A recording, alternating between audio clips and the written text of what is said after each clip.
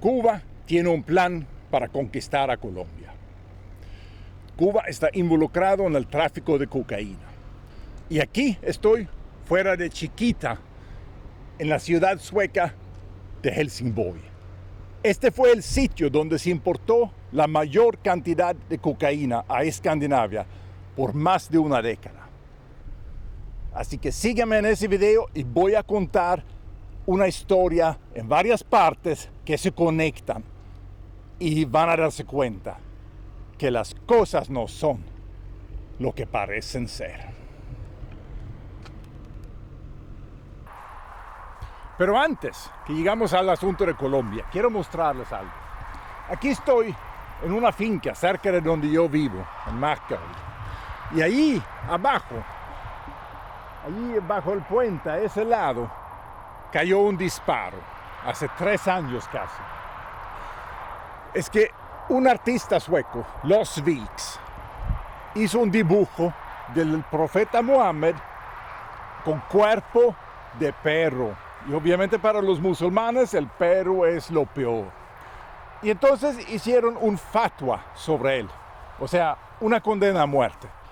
Intentaron asesinarlo una y otra vez y la policía tenía que darle escolta.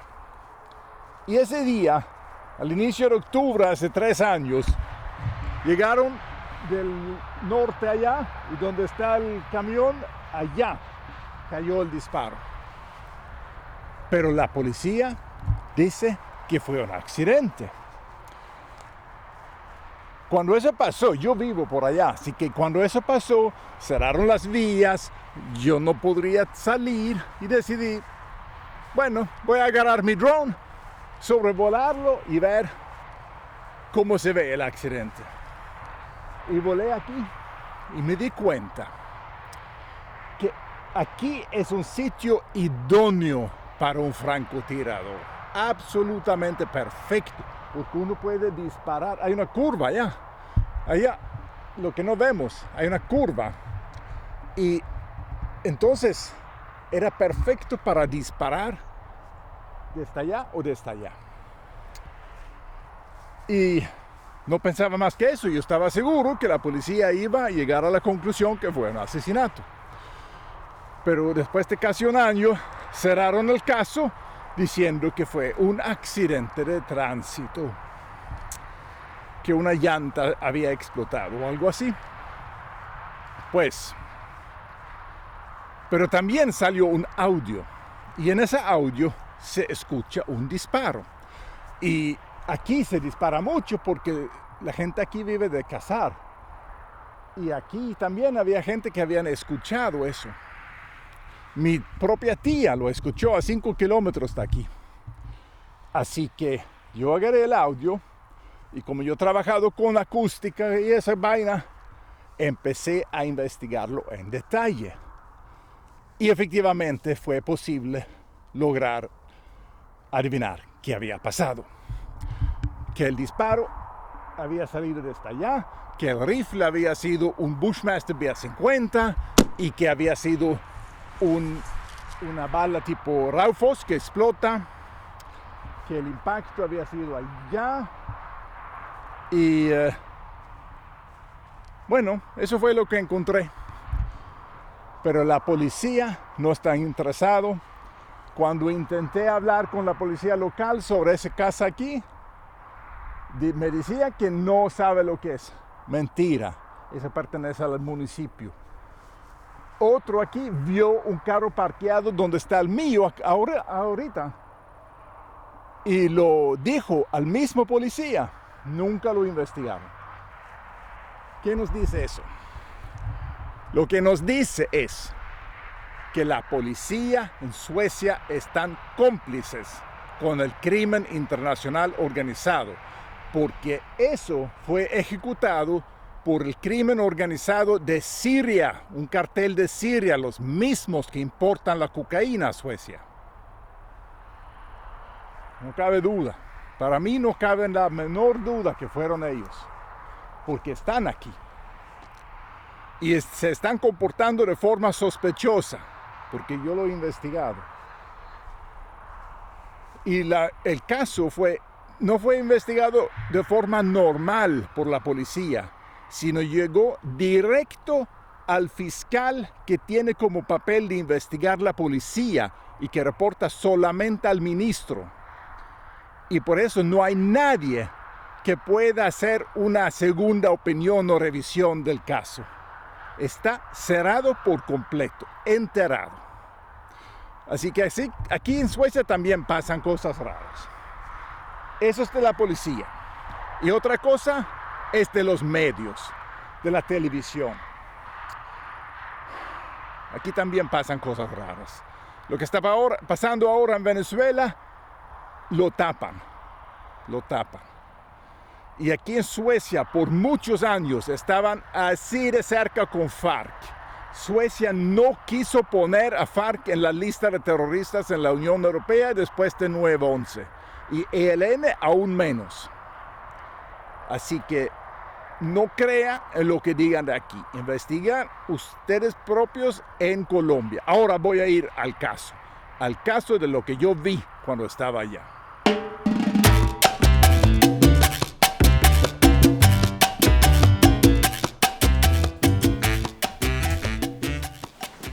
Así, pero para continuar debemos escuchar el audio ahora. Ese audio que yo tengo aquí en un canal de YouTube que subí el 30 de noviembre de 2013. Vamos a escucharlo.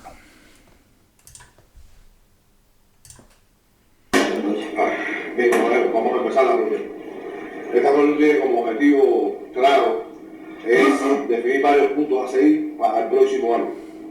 Tenemos que lograr los objetivos trazados por nuestro comandante jefe para... O sea, ese fue grabado en 2012, pero lo recibimos en 2013. Llegar a lograr su sueño de la gran Cuba socialista. Yo ayer estuve hablando con el compañero Raúl, ahora que está camino para acá, y me estuvo diciendo algunos tópicos a tocar en lo que él quiere y se incorpora a la reunión. Lo más importante por la activista son el papel del compañero Hugo Chávez ahora y en un futuro en la construcción de la gran Cuba socialista. Tenemos que ver si es conveniente seguir con Chávez al frente o tenemos que hacer un ligero cambio y ubicamos a otra persona más cercana, más afín con la revolución cubana. Otras acciones a tomar, tenemos que salir de Diosdado y con eso jodemos a Capriles y estamos matando dos pájaros de un tiro. Es una estrategia genial de nuestro comandante. Y lo otro importante también es el proceso de integración, el de Nicaragua, medios de comunicación y el canal transoceánico. Ese canal transoceánico es la vieja idea de hacer un canal que pasa por el lago de Nicaragua. Yo estaba trabajando en Nicaragua, de hecho, después del gran huracán en 1998, y allí tenía un inglés en el equipo que tenía como su plan favorito de desarrollar ese proyecto. Por eso estábamos hablando. Y yo me enteré, como yo trabajaba con asuntos de desastres naturales, soy geógrafo, doctor en geografía física, yo sabía ya que no hay suficiente agua. Es el mismo problema de siempre con ese canal de Nicaragua, que no hay suficiente lluvia ya. Compañero general, yo pienso que sí, que usted tiene razón. Ya el compañero Chávez cumplió con lo que le tocaba, pero más triste que sea, creo que el comandante Chávez ya no va a seguir con nosotros, porque en realidad es lo que quiere seguir su visión de la Gran Colombia. Y en realidad eso a nosotros no nos sirve. Bueno, esa es la diferencia. Nosotros podemos hacer la Cuba Gran Socialista y podemos hacer la Gran Colombia, pero nosotros, con nuestro comandante al frente, y anexando primero en los territorios de Venezuela y Nicaragua, ¿sabes? La construcción del canal transoceánico también, eso es muy importante. Ese canal es muy importante para ellos, o era, pero no es factible. Los chinos se metieron allá para construirlo, metieron mucha plata, pero no se puede porque no hay agua. Es un pequeño detalle. General, porque usted dice que Chávez ya cumplió. Mire, Guayo, esto no es más que la continuación de lo que veníamos hablando en la reunión del año pasado. No sé si recuerdan, el comandante Chávez, a pesar de tener la misma línea de pensamiento, o no la misma, parecida, cercana, no es la misma. que es ahí donde radica el problema. Él quiere la gran Colombia de Bolívar, y en cambio nosotros compartimos y luchamos por la idea de nuestro comandante en jefe, que es anexar los territorios de Venezuela y Nicaragua primeramente. Y ya lo han hecho.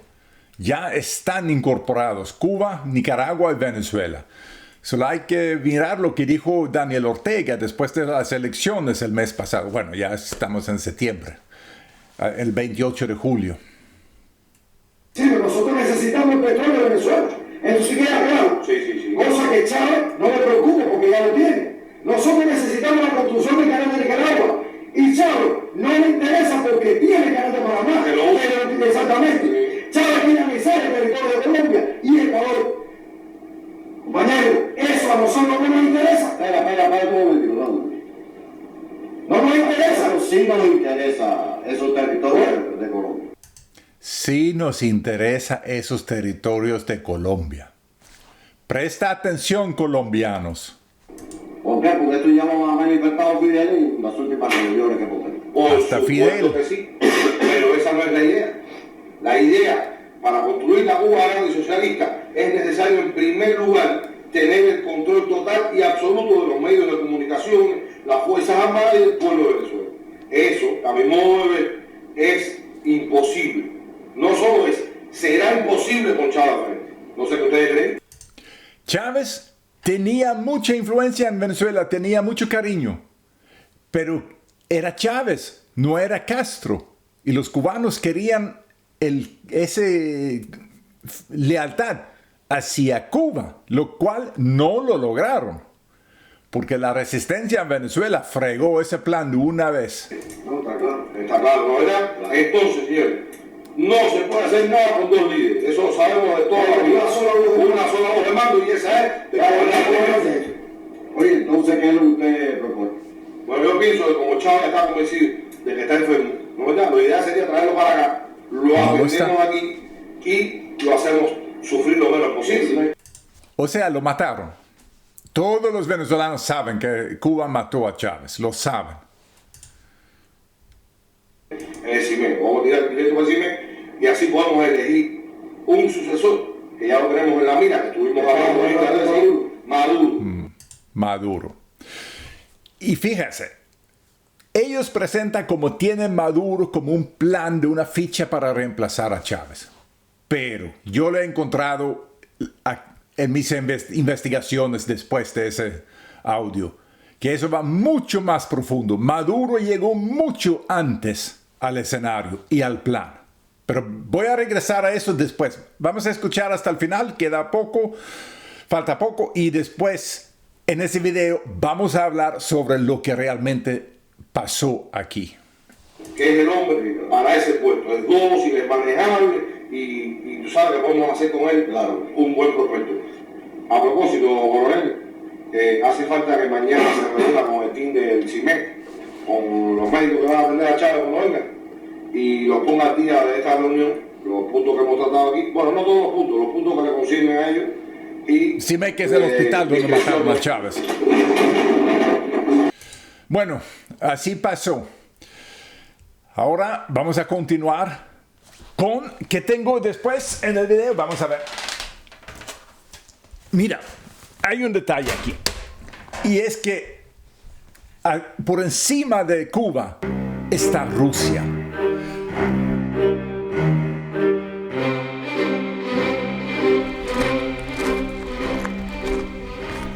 Pero ¿cuál interés puede tener Rusia y Cuba en Colombia y en Venezuela?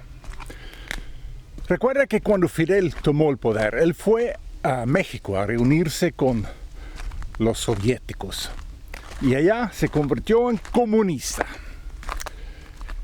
No es difícil entender el interés de Rusia en Colombia y en Venezuela. Cuba es un buen base para enfrentarse a los Estados Unidos desde el sur, porque recuerda, Estados Unidos es el enemigo principal, el archienemigo de Rusia. Estados Unidos está bien protegido contra el norte, por el Ártico, contra este y oeste, por los océanos, y su único punto débil es el sur. Pero para poder llevar una guerra, una amenaza creíble contra los Estados Unidos del Sur, necesitan tener petróleo y puertos. Y eso no hay suficiente. No hay petróleo en Cuba y es demasiado cerca, no hay suficiente espacio. Y lo mismo pasa en América Central. Entonces, el punto más cercano de donde Rusia puede geopolíticamente meter una amenaza contra los Estados Unidos es Colombia y Venezuela.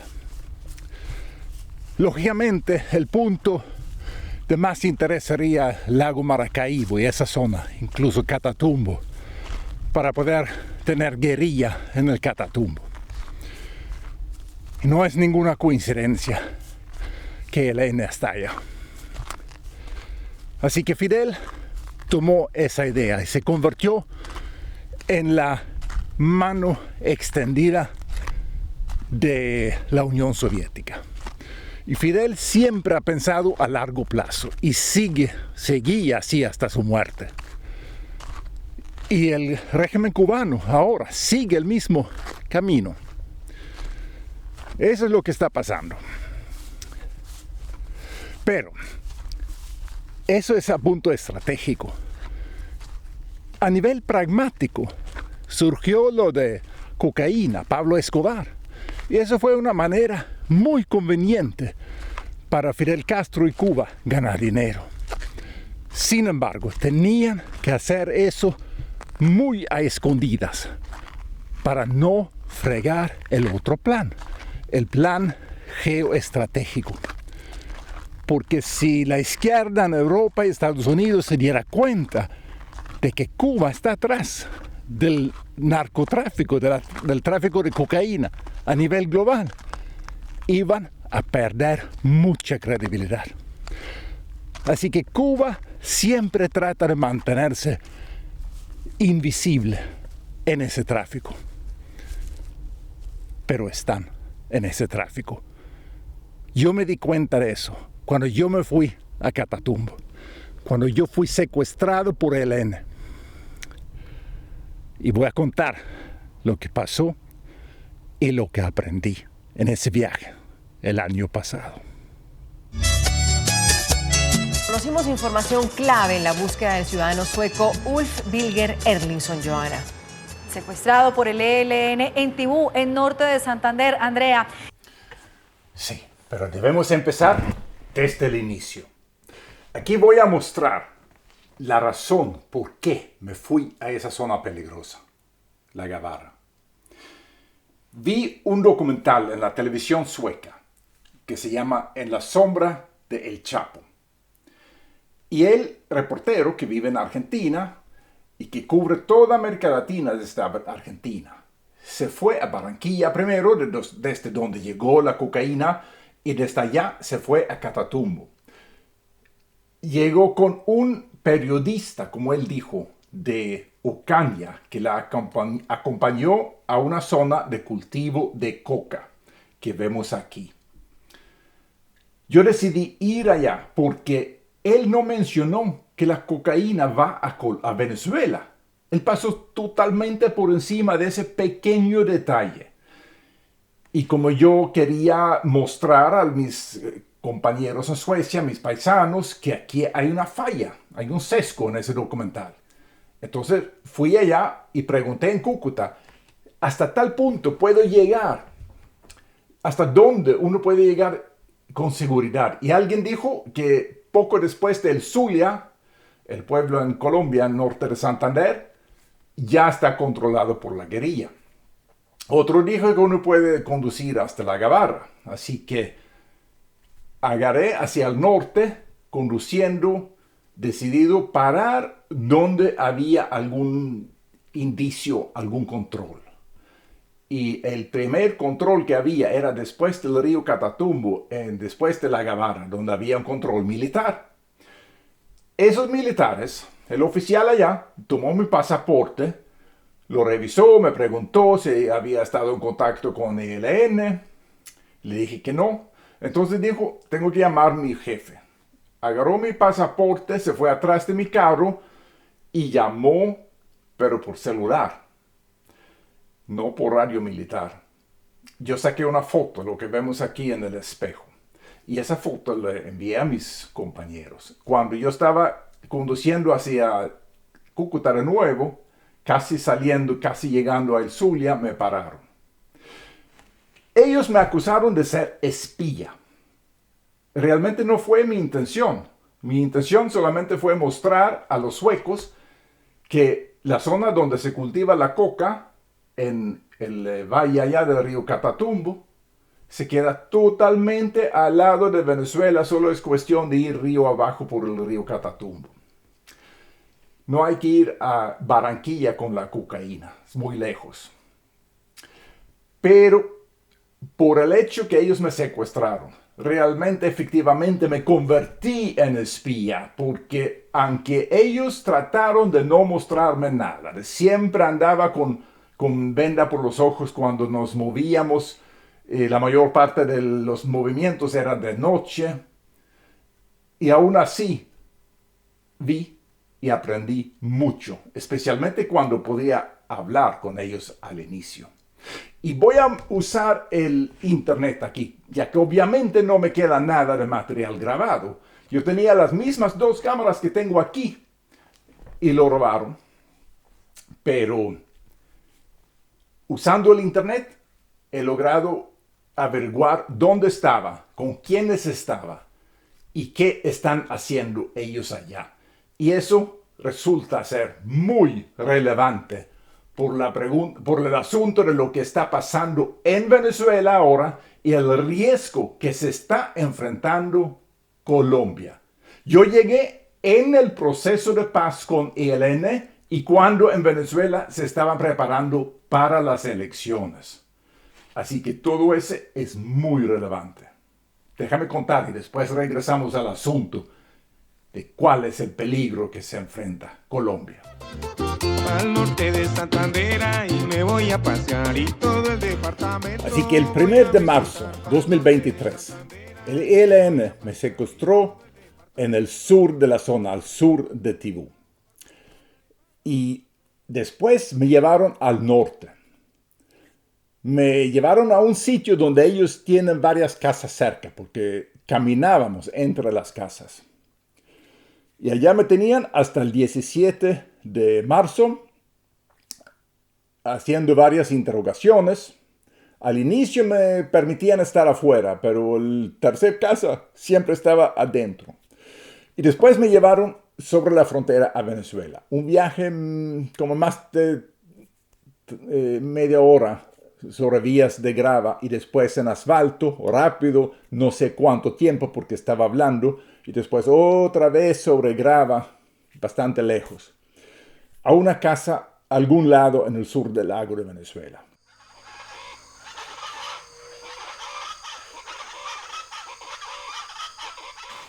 El martes, el 25, en el atardecer, antes de anochecer, me llegaron y preguntaron qué talla tengo yo de botas y de ropa. Entonces entendí que estaban pensando en liberarme. Resulta que esa misma fecha, el 25, hubo un cumbre sobre Venezuela en Bogotá, Colombia. Y esa cumbre terminó en la tarde, 4:40. O sea, no puede haber pasado más que una hora hasta que me soltaron. O decidieron soltarme, mejor dicho. Empezaron el proceso. Y después me llevaron de vuelta a Colombia el 1 de mayo y me soltaron en Catatumbo el 3 de mayo. Durante el tiempo que yo estaba con ellos, al inicio yo tenía chance de ver cosas. Y por casualidad de la vida vi un poquito de cosas, unas pistas por aquí y por allá que me permitió aquí en libertad con mis computadoras, con imágenes satelitales, con Google Earth, con Facebook, con redes sociales, y identificar dónde estaba, exactamente cuál casa. Y encontrar las personas, sus perfiles de Facebook, de Instagram y con qué trabajan. Resulta que trabajan en Pal Norte, la compañía de palmeras. O sea, esa es la fachada. Pero ¿qué hacen? Donde yo estaba es todo cultivo de coca. Y tenían, una vez yo sentí el olor, ellos estaban procesando coca también, la cocaína. Ellos están muy profundamente metidos en el cultivo de coca. Y ellos controlan toda esa zona.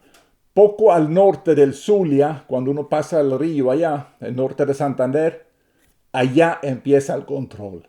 Y los sitios donde toman el pago por la vía, como dicen, realmente es un control. Hay unas mujeres en la vía que cobran, pero al lado hay un hombre y, aunque no se ve, seguramente tiene su rifle allá.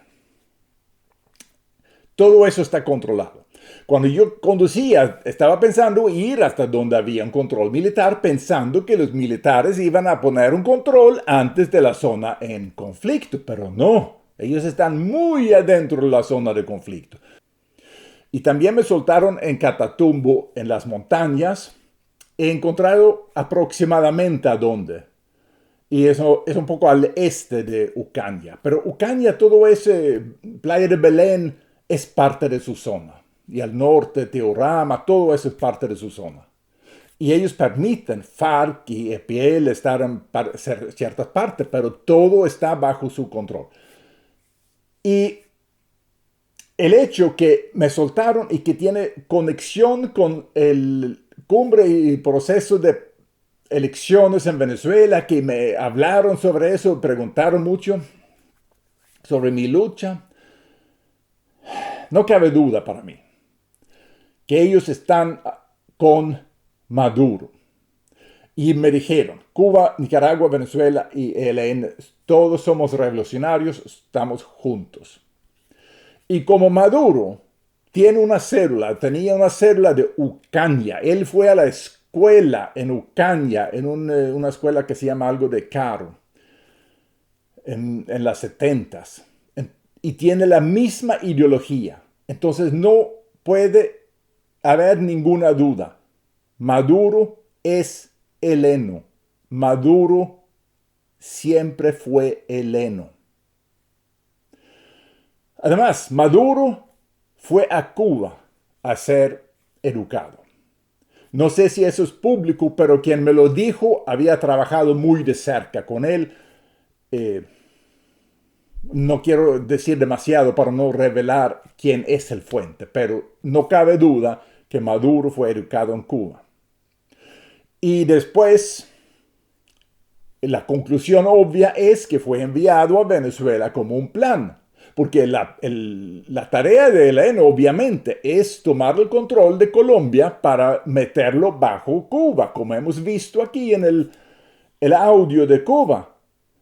Primero integrar a Nicaragua y Venezuela con Cuba y después Colombia. Y ahí entra Maduro. Ese es lo que está pasando. Ellos tenían, cuando me secuestraron, ese proceso de paz con ELN. Ese proceso necesitan para llegar a los sitios de poder en Colombia porque no pueden llegar por las armas.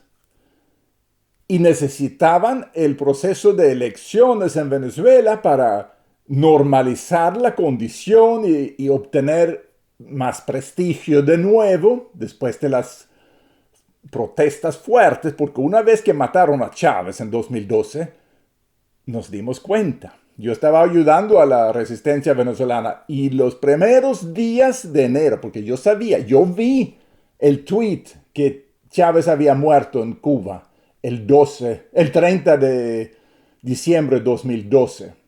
Yo lo vi antes que lo borraron.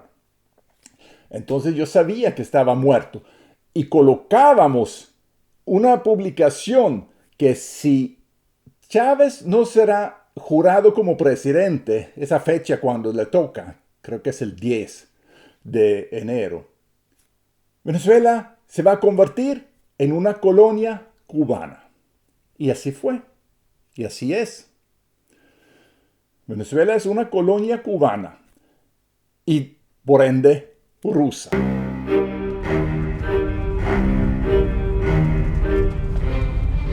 Por fin estamos llegando al final del video, ¿verdad?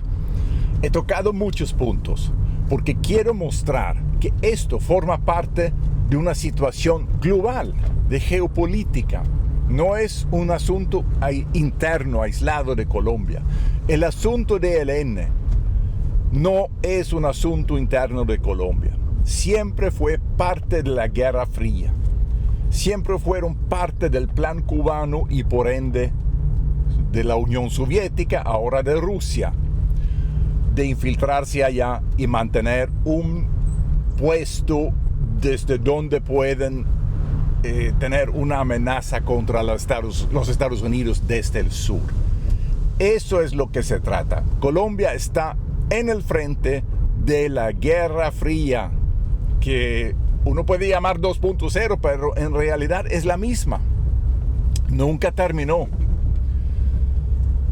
Y Maduro, como hemos visto, es colombiano, que estudió en Ucrania como su papá, y él fue educado en Cuba, y desde allá fue enviado a Venezuela para infiltrarse.